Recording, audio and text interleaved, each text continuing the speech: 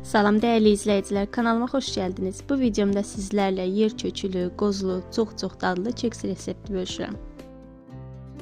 4 ədəd yumurtanın üzərinə 1 stəkan şəkər dozunu töküb həcmi artana qədər qarışdırıram mikserlə.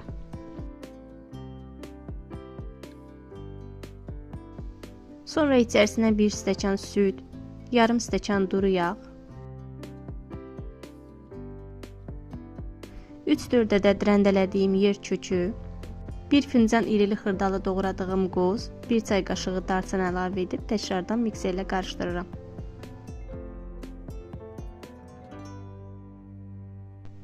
İçərisinə 2 stəkan un, 1 ədəd qabartma tozu əlavə edib mikserlə tam qarışana qədər qarışdırıram.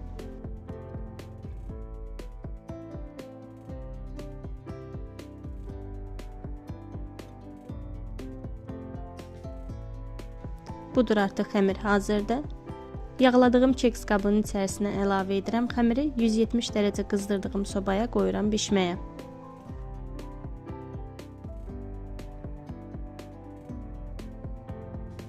Artıq keksim hazırdır, üzəri nar kimi qızarıb, tərs çevirirəm dəsmalın üzərinə. Çıxardarkən bəzi yerlərində çatlama olsun, amma yenə də görüntüsünü korlamır. Kəsib içərisini də sizlərə göstərmək istəyirəm. Çox yumuşaq, çox yaxşı qabarıb, içərisi də çox yaxşı bişib.